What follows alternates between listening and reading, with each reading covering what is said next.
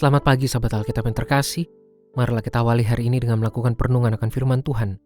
Bacaan Alkitab kita pada hari ini berasal dari Kisah Para Rasul pasalnya yang ke-21 ayat 20 sampai 24. Mendengar itu mereka memuliakan Allah dan berkata kepada Paulus, "Saudara, kau lihat beribu-ribu orang Yahudi telah percaya dan mereka semua rajin memelihara hukum Taurat.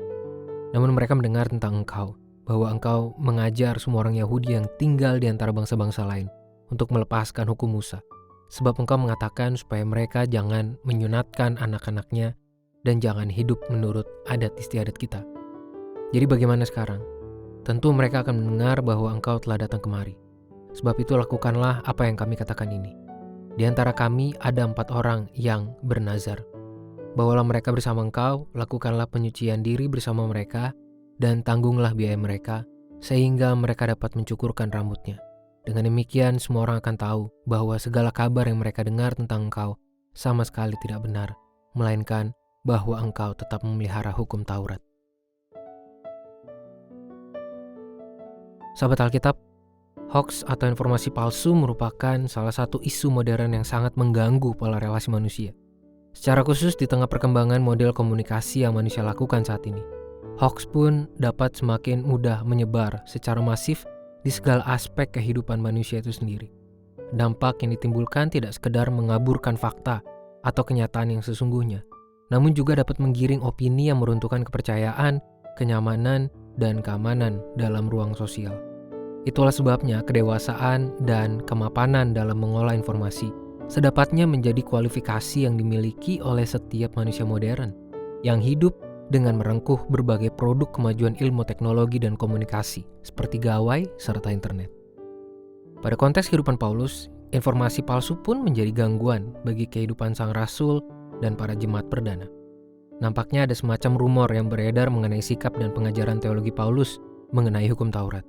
Sang rasul digambarkan seolah-olah melawan hukum Taurat dan menganjurkan orang lain, dalam hal ini yang berlatar belakang Yahudi, untuk ikut meninggalkan hukum Taurat. Seolah-olah ia menganggap remeh nilai dari hukum Taurat itu sendiri.